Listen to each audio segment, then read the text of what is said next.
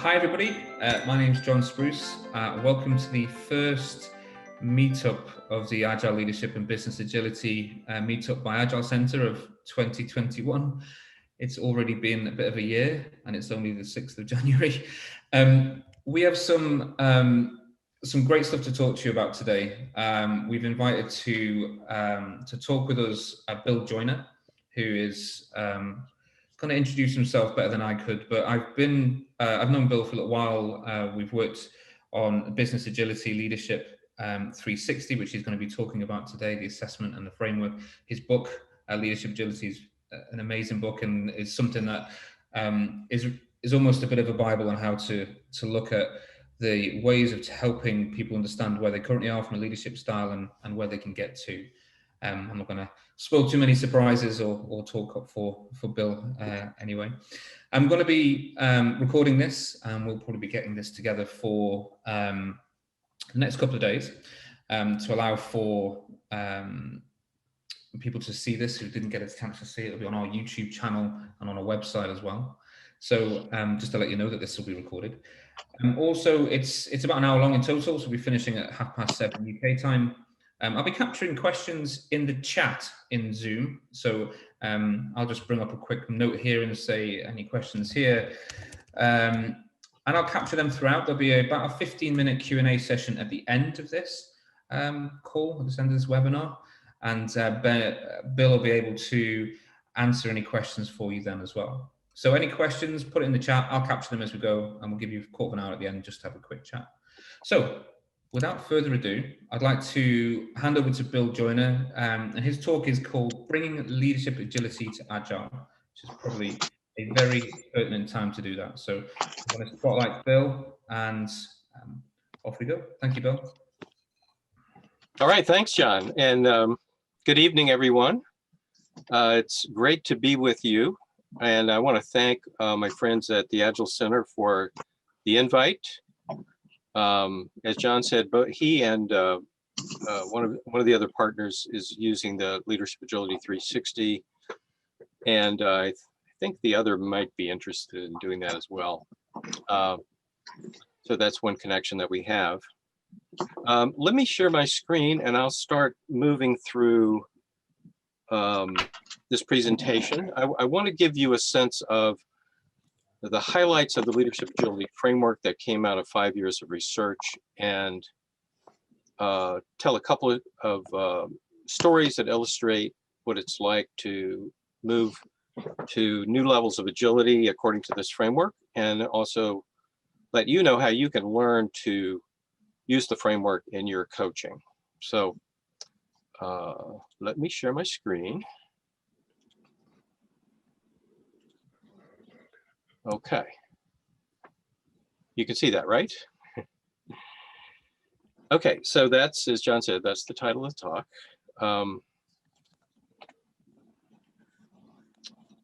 You know, I think we're all familiar with this term VUCA, and it's one way of describing the environment, the business environment that we're dealing with today.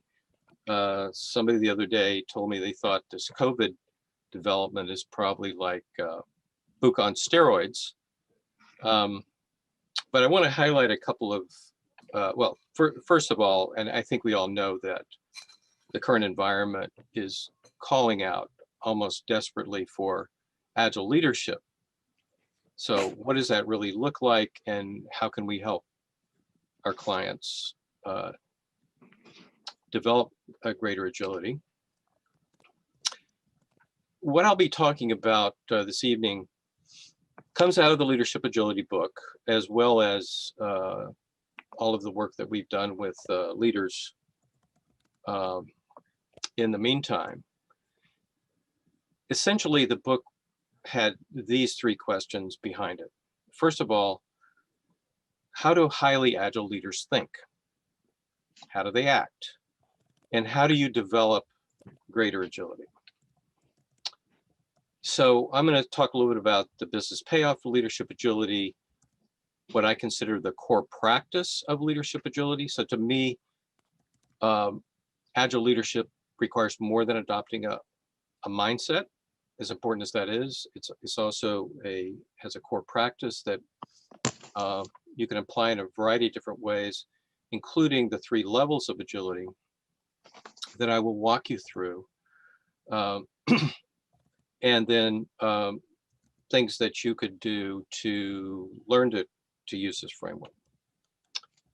So back to the VUCA environment, I believe that there are 2 deep global trends that are underlying this environment. First one, as we know, everything's moving very rapidly. The mind-boggling thing to me about it is that the pace of change is accelerating. So as much as we're, we and the organizations we work with are trying to catch up with the current pace of change, we know for virtual certainty that that pace of change is going to keep getting faster. So that's one big need for leadership agility. And the other has to do with everything becoming more interconnected. So the bullets on this slide are kind of the macro version of that. But if we think about the companies we work in and with, I think we see that interconnections within companies are have become extremely important. So, breaking down silos and moving things through the organization sort of laterally has become a huge priority. You can take this, what I just said, and map it onto this graph. So, and tell a little bit of a simplified story about how the environment has evolved. So, once upon a time, the pace of change and the degree of interdependence in the business environment was relatively low. And then roughly the last half of the last century, we entered into an era of moderate change and complexity, requiring strategic planning for the first time, for example. Now, of course, we're in this unprecedented environment where the pace of change is off the charts and level of complexity is off the charts. And it really is, to use an overused word, unprecedented. Now, just a couple of things I want to share with you about some additional research that I did after the book with some partners. First of all, there are 2 slides here. The first one has to do with pulling together a disparate set of research on organizations of all kinds. And this is research not so much from the Agile community. I think it's just a confirmation of what we're doing, but it's from people who study organizations, whether the data came in through case studies or academic studies or a variety of other approaches. They all have arrived at the same conclusion, which is the more agile an organization, meaning the better it is at dealing with the environment that I just described, the better the business performance is. And that's using just traditional metrics for business performance. So that's a real confirmation, I think, of what we're all trying to do. I wanted to add that. I know. So in order to create an Agile organization, of course, the early days of Agile was very focused on methods and not necessarily fully capturing the philosophy and the mindset that was needed.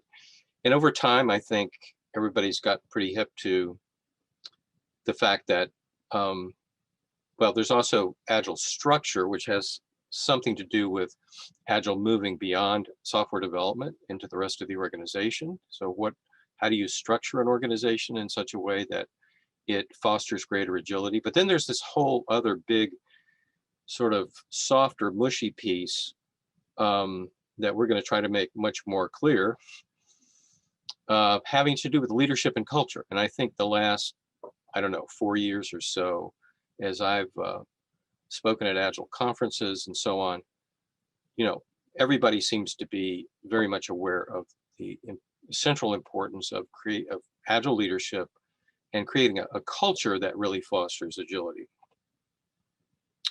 Now, additional piece of research here, that this is the one we did with partners, he looked at the impact of the level of leadership agility using this framework that I'll be presenting here on organizational agility and on business performance. And what we found, there were two different studies. One was with a partner in the US and one was a partner in Europe.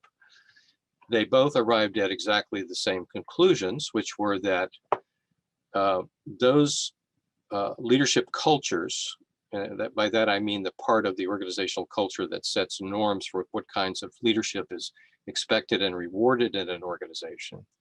The leadership culture embodied a higher level of agility that correlated with a higher level of organizational agility and, again, greater business performance. And of course, those with lower levels of agility found the opposite to be true.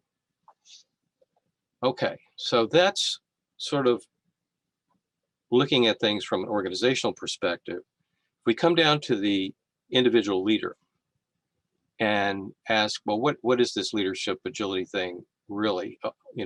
I get the buzzword, but what does it really mean? At the core of it, as I mentioned earlier, is a practice. And I call this practice reflective action. So here's a way to think about it. It's sort of like a leader using a zoom lens. So much of the time, a leader is very focused in on what they're trying to accomplish as a leader. To exercise leadership agility means to be able to mentally step back from that. So let's say a leader is leading a meeting, and they want this meeting to be interactive and participative. They might step back as they're leading this meeting and notice that it's not really that, and maybe notice that they're taking too much of the airtime themselves. Whatever it may be, by gaining a broader and deeper perspective from that step back, from zooming out, you can notice things like that and take corrective action. What we found is that the most agile leaders can do this very rapidly and can do it almost in the moment. Less agile leaders tend to do this by reflecting back on something that recently happened and learning from that, and then doing something different. And even less agile leaders just don't tend to do this much. So that's the core practice. One of the key elements in the leadership agility framework, and the one I want to really focus on the most with you this evening, is the levels of agility. And I'm superimposing this on the chart that I presented a minute ago, because what we found was these levels, what we call expert, achiever, and catalyst levels of agility. The expert leaders that we studied and worked with were pretty good at dealing with taking leadership if the pace of change was low and the degree of interdependence, for example, the need to work with stakeholders, was also low. Now, about 55% of leaders lead in that way, and I'll describe in a minute what that means. Achiever leaders are very effective. They're more strategic. Expert leaders are more tactical. Achiever leaders can be very effective in environments, as I said, like we had in the last half of the last century. And it's really been a combination of expert and achiever leadership for many, many, many years has taken organizations to where they've gotten at this point. But now with this new environment, there's a need for what I call catalyst leadership. Now, unfortunately, there's only roughly 10% of leaders who can reliably act from this level of agility. So I think in some ways, this just puts some numbers on what we already experience and sense, informally about kind of where are we, where are our leaders relative to where they need to be. And one of the nice things about this framework is that it provides ways to help us. Let's just say we're working with we're coaching a particular individual. To know, is this person beginning from the expert level? Are they beginning from the achiever level? Do they have a foothold in catalyst? Because knowing these things make a big difference in how we go about coaching them. and helping them move to their next level. Now, the levels of agility, I'm gonna go a little bit esoteric on you here, but just want to give you a little bit of the behind the scenes. This framework is really based on a field called stage development psychology, which has mapped out the stages by which individuals become more complex in their thinking, more emotionally intelligent. And initially they had mapped out in the first half of the last century, they mapped out the, how do infants grow and become adults? And there were 4 key stages involved in that, and they were very well researched. And then they began to do the adult levels. Now, the ones that are really, really relevant to the organizations that we work with are the 3 that I mentioned a minute ago. There are some people who have developed to later stages, and you can read about them in the book. I think they're very inspiring stories. But they're sort of, these people are very rare and considerably beyond where our clients are.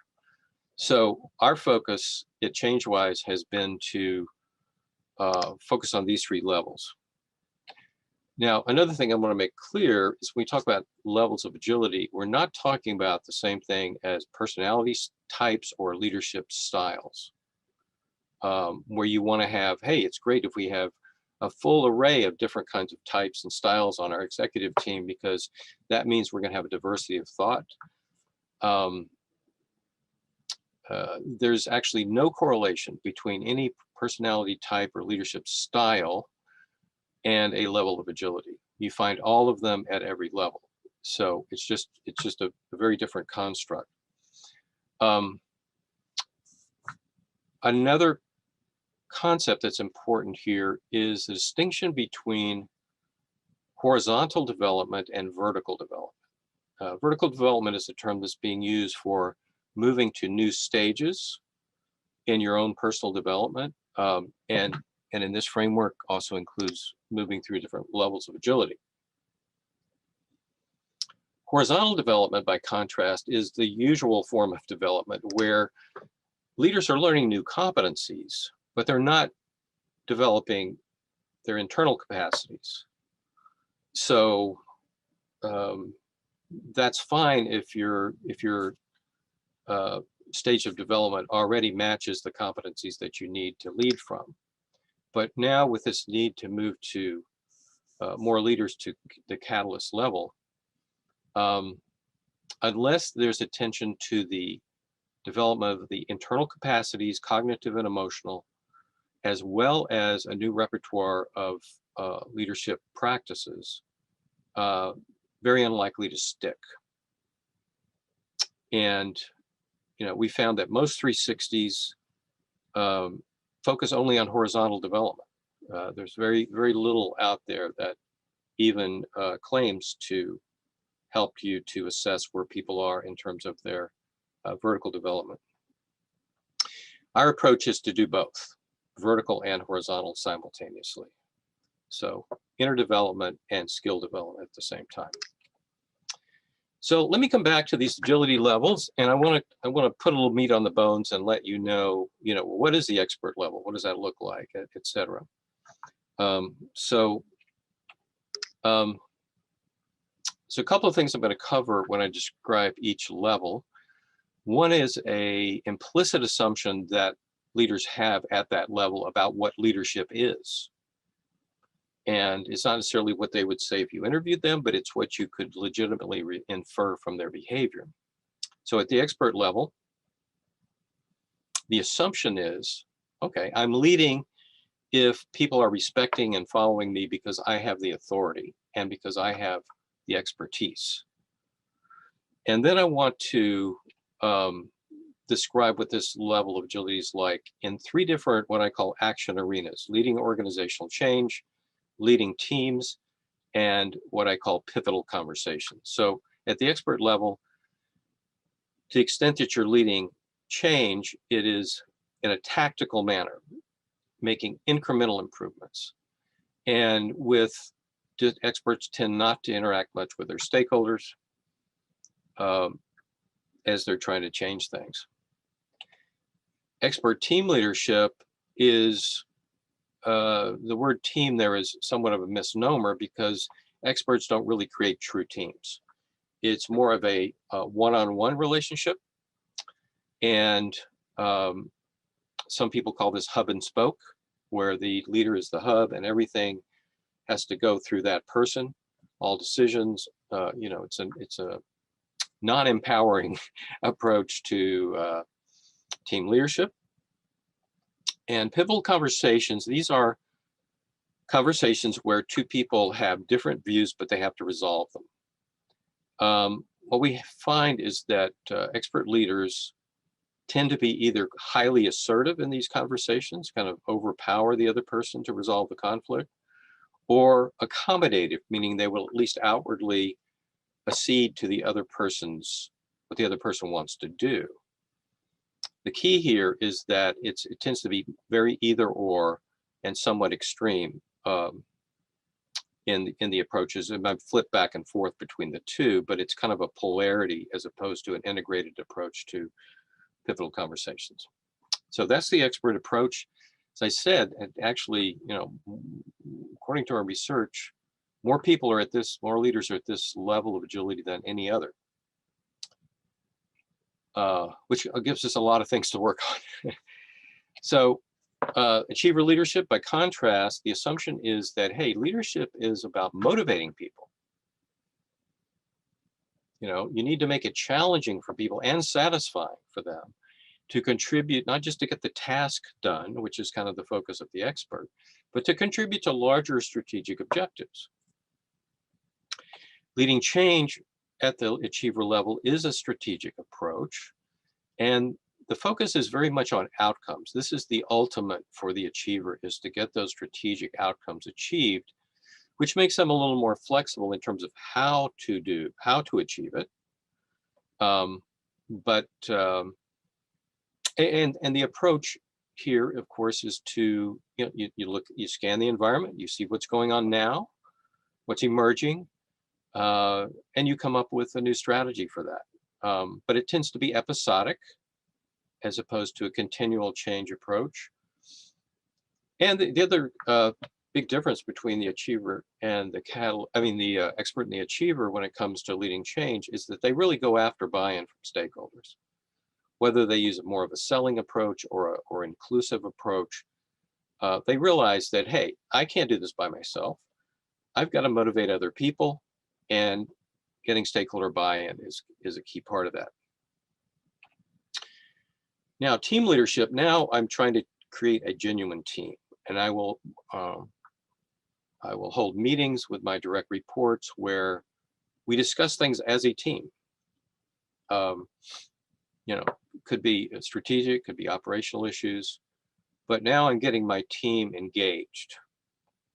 And finally, at the achiever level is the pivotal conversations. And here what we find is that most achievers are either primarily assertive, a slight majority, or primarily accommodative, but they can also sort of use somewhat of the other style to balance to some degree the way they handle pivotal conversations. Now, the catalyst leadership that is sort of an emerging kind of leadership that's very much needed today. The assumption about leadership is that it is about creating and articulating and inspiring vision. And I'll tell you in a minute how that vision differs from an achiever vision, but also very importantly to empower others and develop others to realize the vision. In leading organizational change, catalyst leaders, and this was true for all that we studied and worked with, do something that one of them called aiming through the target. And what he meant by that was, he said, you know, in karate and archery, they teach you to do that.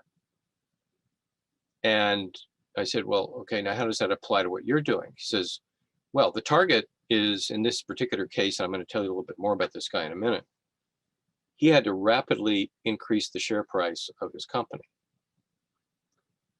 But through the target was to create a capacity in his organization that could meet any strategic challenge. So here's a realization that with the environment being so unpredictable, obviously you can't create a 10-year strategic plan. It'll be, you'll have to throw it away in a few months.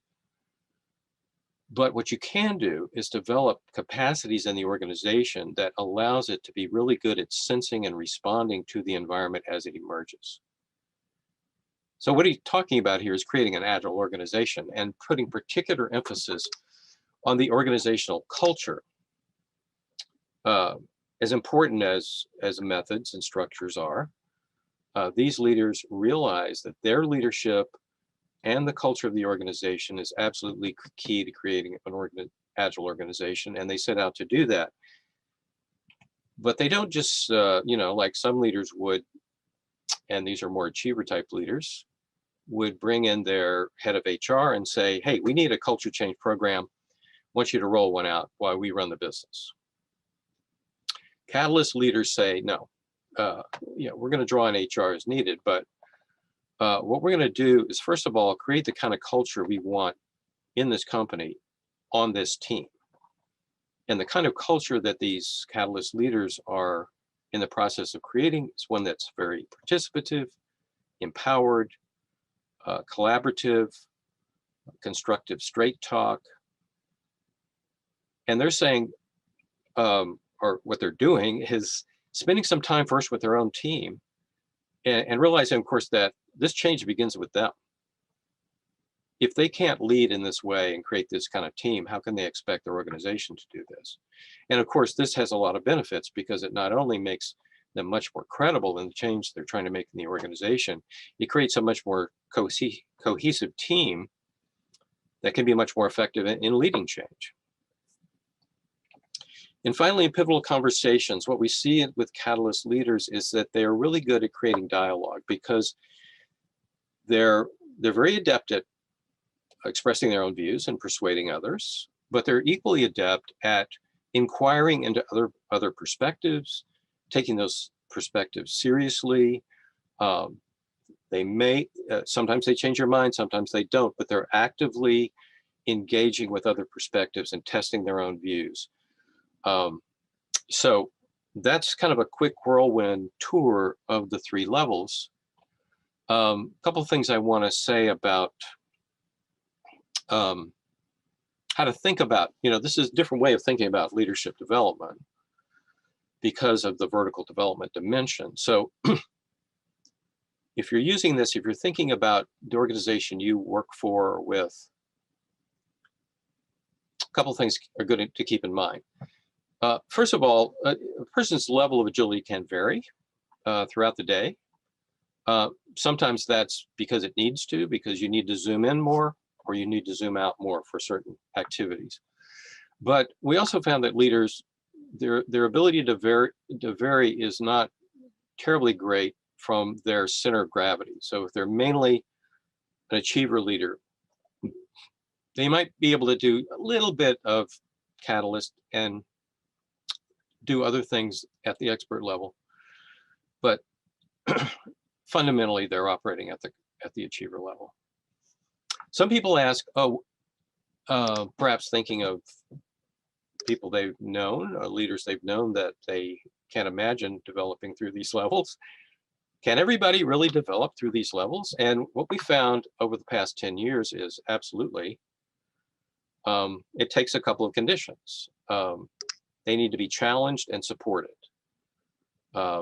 So they have to have that, growth mindset or develop that, and coaching and other kinds of support activities can make a huge difference. Another important point here is that as you move through these levels, you retain the capacities that you develop at previous levels. So if you develop fully into the catalyst level, you're still able to downshift into strategic approaches and even into tactical approaches.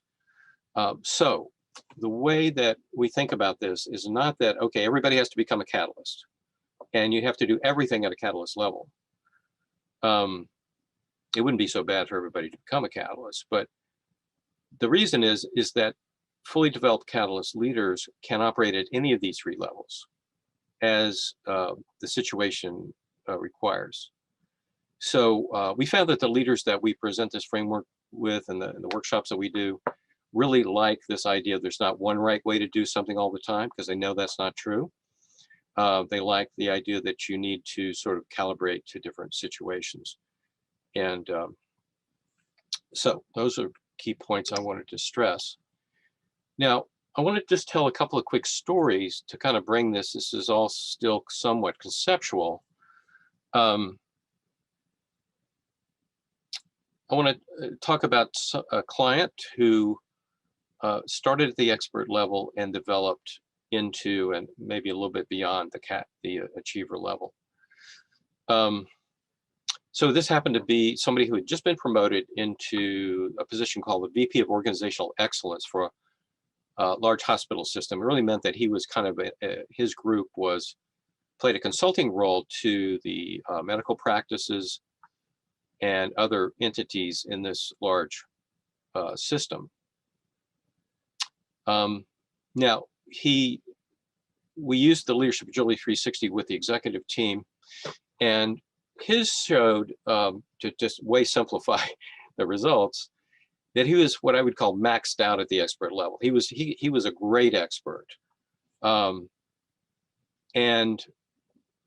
one of his main presenting issues when we first started talking was that, you know, here I've just been promoted to the executive ranks. I need to be able to be more strategic, but honestly, I have no time for that. He was really in a quandary as to what to do about it. Now, because he was leading at the expert level, his approach to his team leadership was this hub and spoke approach that was used before. So, you know, he ran what I call searchlight meetings, where you go around the room. This was before COVID, and you get a report in from each person, and you communicate information to your team about they need to know about what's going on at the executive level, right? Those were the meetings. Now, what he pretty quickly realized through the coaching was, oh, this is the main reason that I don't have time to be strategic. I'm eating up all kinds of time in the way I'm dealing with my team. If I took a more strategic approach to leading my team, and I could take I would have more time to do other things. So that's what he began to do. And I'll just sort of flash to the end of the story. There's a couple of things that I want to highlight. There's more to it than this, but this will suffice, I think. So one thing he began to do was really practice reflective action. He was a guy who kind of operated on his gut quite a lot. And so to do this reflective action process on a much more frequent basis really allowed him to use more of his intelligence. He was actually capable of strategic thinking, but he wasn't using it in his leadership. So he wound up calling it the pause, what I call reflective action. And I remember asking him one time, you know, tell me about the pause. What goes through your mind? He said, well, okay, the other day I was walking down the hall, I was getting ready to lead this meeting. In typical fashion, I hadn't really prepared much for it. And so I just let myself pause mentally as I was walking down the hall. I said, well, then what happened? He said, well, I began to have things come to my mind, like, what's the outcome I want from this meeting? Now, interesting, if you remember, outcome orientation is a key aspect of achiever leadership. Experts would focus on how to do the meeting. Achievers would begin with, what do I want the end game to be in this meeting, and work backwards from there. So that pause put him into this reflective space where he was able to ask these achiever type questions and act on them. And that's just one example of, many times that he did this. And then he also, with his team, he shifted into a team problem solving approach.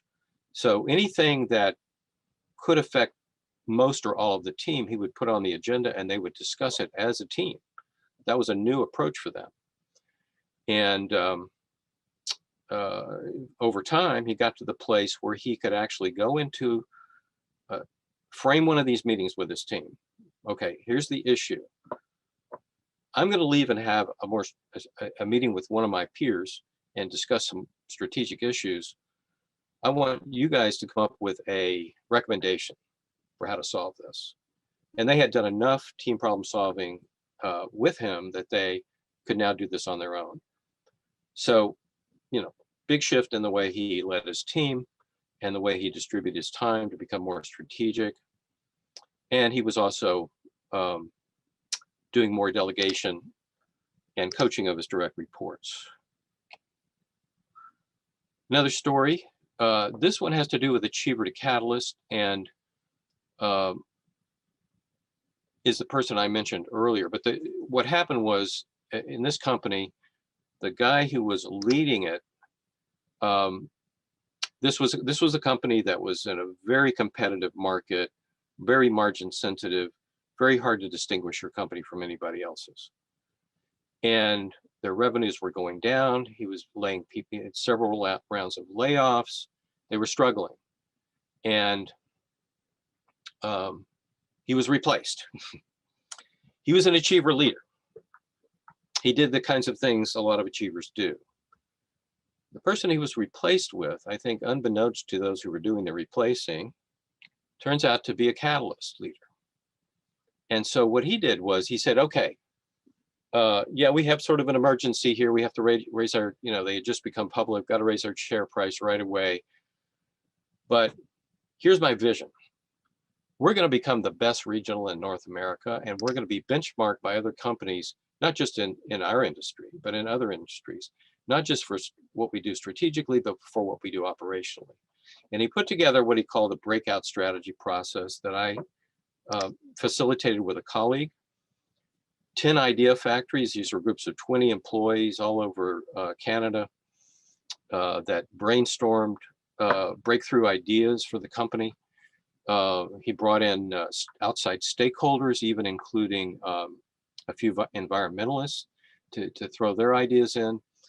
And then he asked me to facilitate a 2-day session with the executive team to synthesize all this into strategy ideas.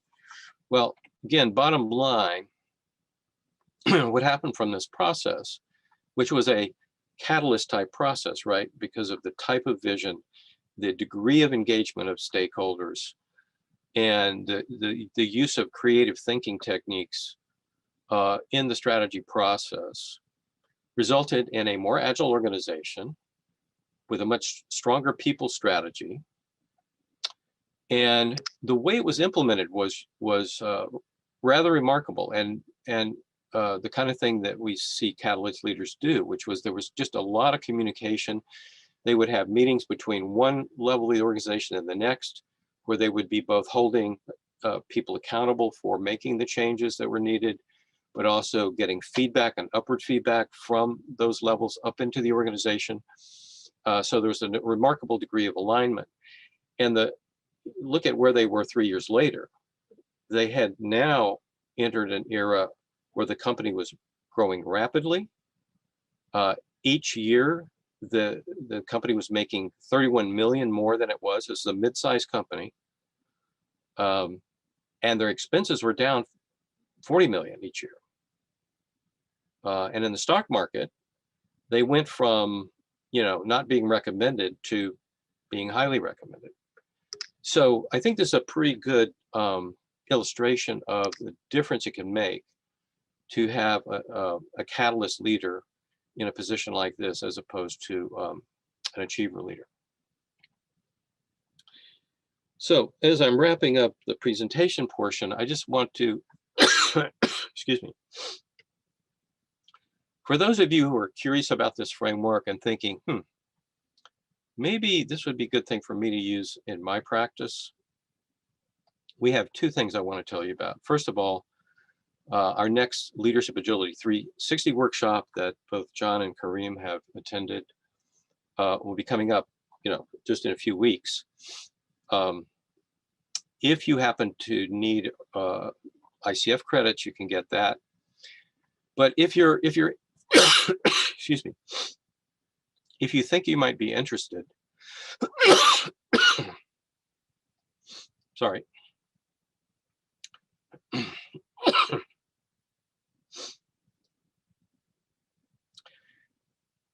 Please email me and I can get you a special discount if you email me by the end of the week.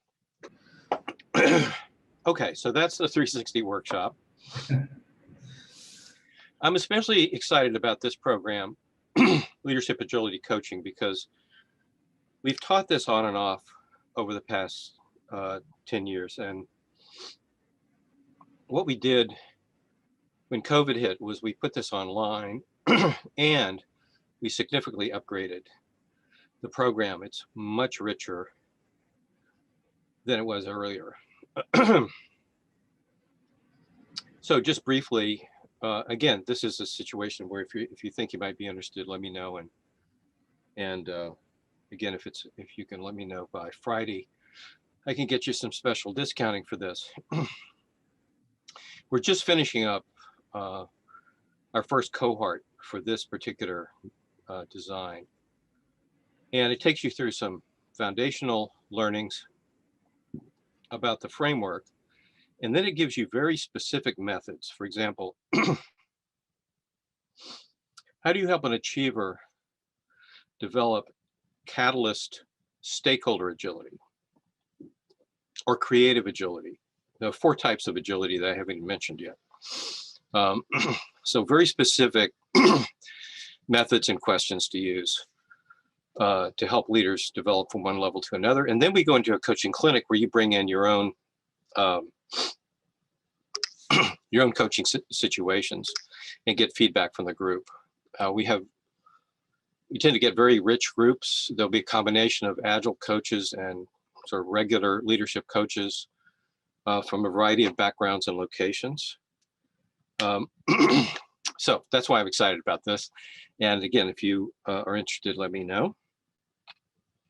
And now,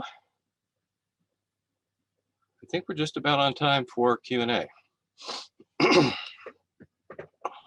We are, and I do hope, Bill, that your cough is okay. Yes, I will survive. Okay, thank you for that. We questions as we went through. There's a few there. Okay. One from Ross Lewis, which is he can maybe explain a bit further, but I'll just read it out the question here. Okay. I'm curious to know why Bill decided to call this agile leadership rather than just leadership. These characteristics are already known in the management literature. I think it's just a bit of a question around why it was leadership agility, I suppose, instead of big A agile, maybe. Is there a difference, isn't there? Yeah, well, when I was writing the book and doing the research, the book had a provisional title, but I knew it wasn't going to be the final title.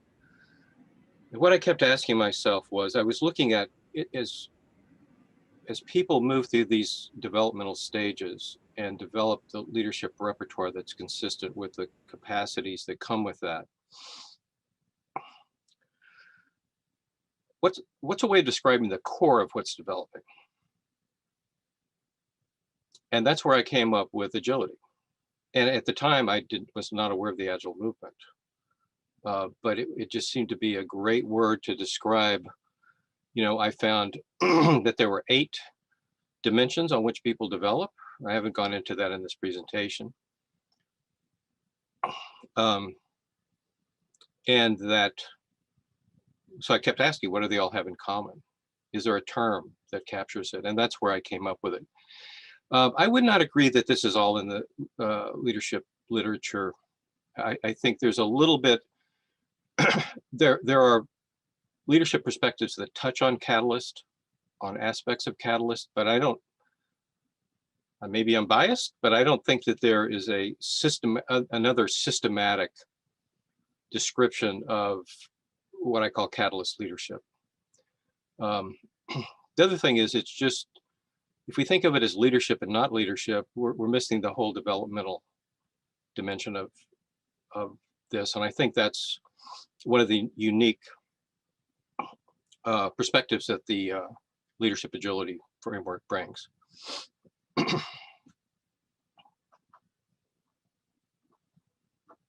Okay, thank you. That's helped. I think that, yeah, Russell's come in and said great thanks in the chat as well, so that's great. Thank you. Another question we had from Laura, though she's left the meeting, unfortunately. She had to duck out. She said, just so I'm clear, how are you defining leader? And she said, sorry if this is a stupid question. I suppose you know, when people are talking about leadership and leaders, it can be quite difficult sometimes, and there's a lot of kind of graying there. Is that? Could you give us a quick definition of what that means when you're applying it in the sense? Yeah, well, I mean, that's a term that there's a lot of confusion, I think, around that. What's a leader? What's a manager? Yeah. Does leader mean you're an executive, or, you know? So, first of all, my main emphasis is on leadership as an action. You know, providing leadership, acting as a leader. So I think that's something you can do at any level of the organization. So this framework can be applied at any level of the organization. So, I have a very basic, I guess, definition of leadership, which is it's action you take to try to make something better. And that sort of encompasses a lot of different things. It encompasses all these different levels and other aspects of the framework. So I think anytime somebody is trying to take constructive action, I could be a team member and not a team leader, and exert a kind of leadership, right, in that team that can really make a difference.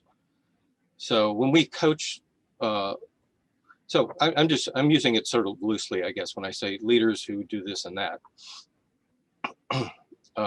Mainly I mean people who have official leadership responsibilities, but as we know, there's all kinds of informal leadership that people can provide.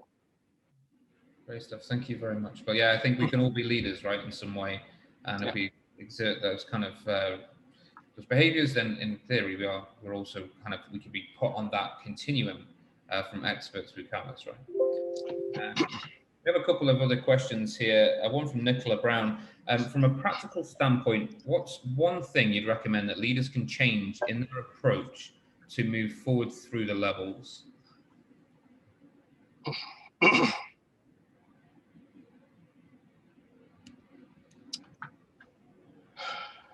Well, of course, it depends on where a person is, but where they're starting from, right? Because we certainly found that people who are at the expert level need to move through the achiever level to get to the catalyst level. Just as a preschooler doesn't suddenly enroll in middle school, you need to go through that developmental progression. I think the most powerful single practice is reflective action, which I've already talked about, but to find ways to regularly, to be conscious and intentional about what you're trying to do. Here's one application of that. You're getting ready to have what I call a pivotal conversation with somebody, not just a routine conversation, not an informational one, but something where you have different views you have to resolve. So prepare. What do you want to accomplish? What do you know about this person and what they need? What do you want to find out? And then have the conversation and then reflect on it. How did it go? If it wasn't entirely satisfactory, of course, you could say it's all the other person's fault. Or you could say, what could I have done differently? So that kind of, that involves growth mindset, involves reflective action, and it requires a bit of discipline. Sometimes I talk with clients about it in the Agile world it's almost like a little sprint. Right? You set an intention to do something, you do it, and then you retrospect. But most people are not used to doing that kind of thing on a really proactive, systematic way. Everybody is trying to get better and does some kind of reflective action, but to really be intentional about it. And of course, if you have a coach, then you almost have that's almost built in if you have a good coach, because that you're going to be reflecting with your coach, and you're going to be your coach is going to be helping you do that kind of reflective action on the things that are important to you. Yeah. Reflection is such a key element to it, and such a key element of coaching as well, right? So Yeah. really, thank you for that, Bill.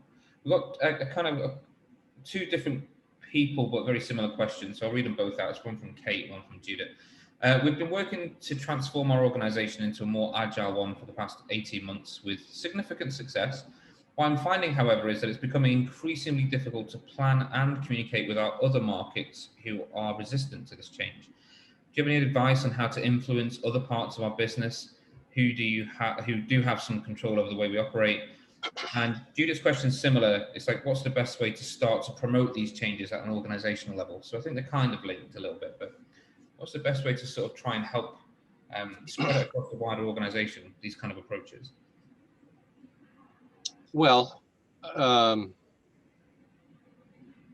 best way isn't always the most practical, the most possible, but the best way in my experience is you start at the top and you help those leaders develop their own leadership agility. Yeah, a little bit like what I was describing as the catalyst approach to organizational change.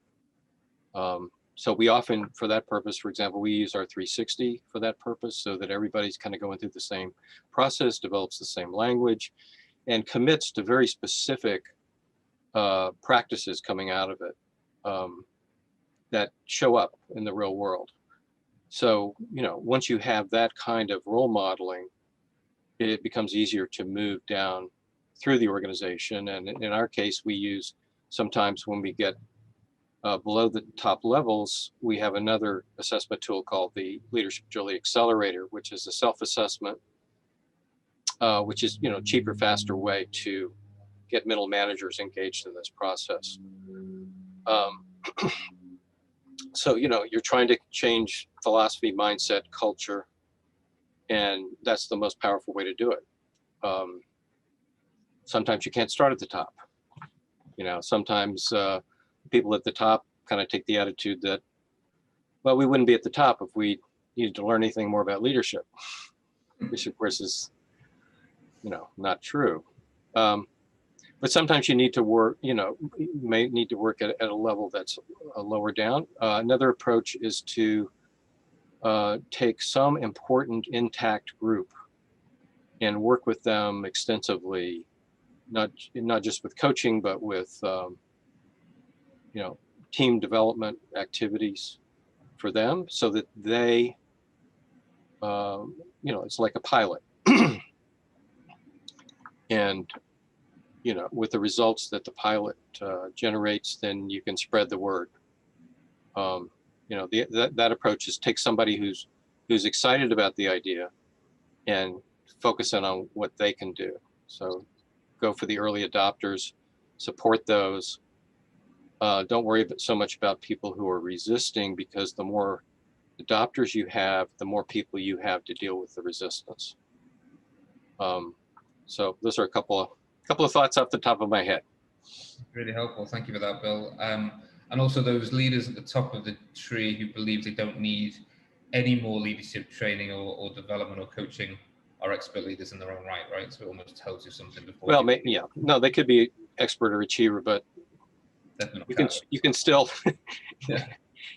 yeah, you can still have that attitude. Definitely. We've got a few minutes left, so we've got a question that's popped in from John O'Connell. I'm leading innovation to help change an organization from a transactional service delivery to transformational service delivery. Change in VUCA is tough for leaders who are comfortable with the status quo. Would you suggest executive boards sponsor or seed catalysts throughout their organizations to facilitate agility and change at pace, plus this empowerment of intent to act across all levels will support delivery of vision. It's kind of, where do you see these catalysts to try and help that kind of wave of change that's needed to help move, I suppose? Yeah, I'm not sure I totally understood, John. What was it about the board and the catalysts? Did you say that again?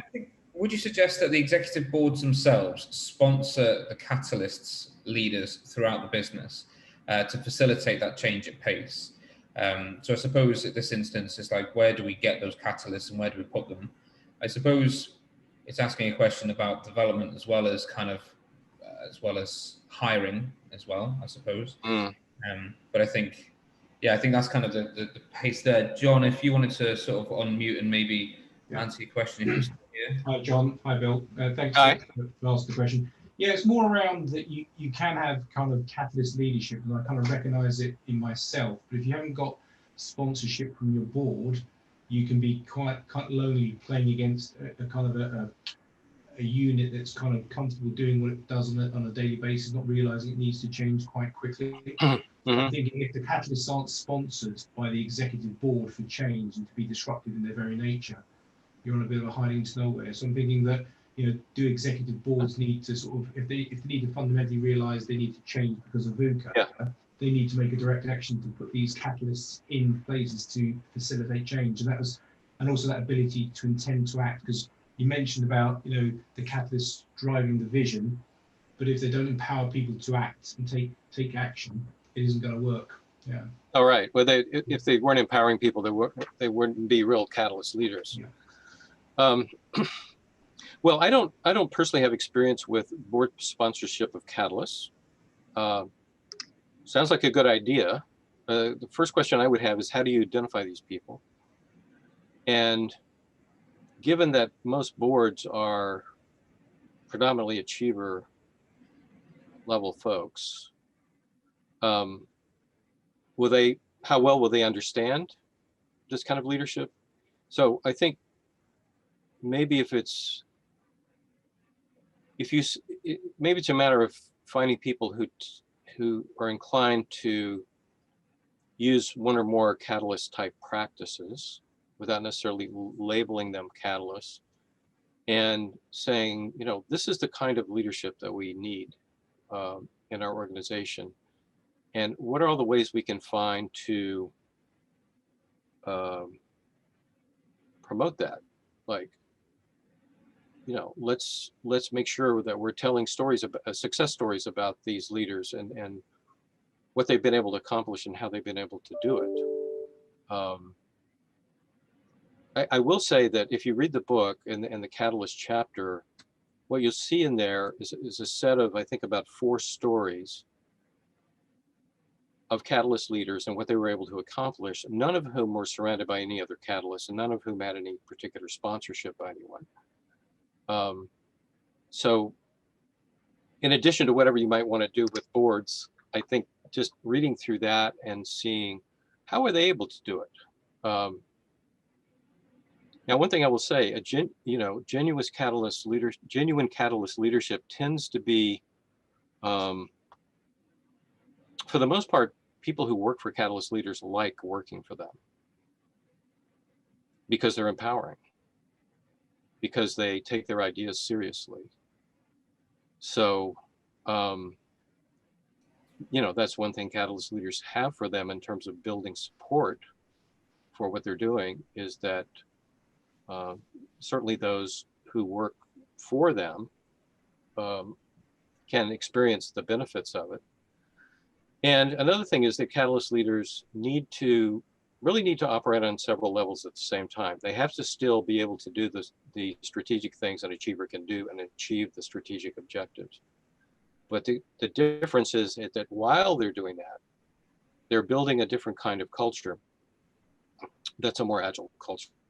So it's working on these 2 different levels simultaneously. So I don't know if any of that was helpful to you, John, but that's my take. Really helpful, thank you. No, I think probably it's difficult from my perspective, from a catalyst, because I'm working in healthcare, which is highly regulated. So it's very much in that expert domain, but it knows it needs to change and it needs catalysts to sort of push forward the change. COVID has made it, digital hospital interventions online pace, and that catalyst just happened because of the VUCA environment. So yeah, no, thank you. It's very helpful. Okay, sure. And we're slightly over, so I appreciate everybody's who's stood behind a little bit. I've got a few things just to close out on, really. Thank you very much, Bill, for joining us today, all the way from the States. Your book is available online and to purchase from most good retailers, Leadership Agility. Amazon in particular, yeah. Yeah.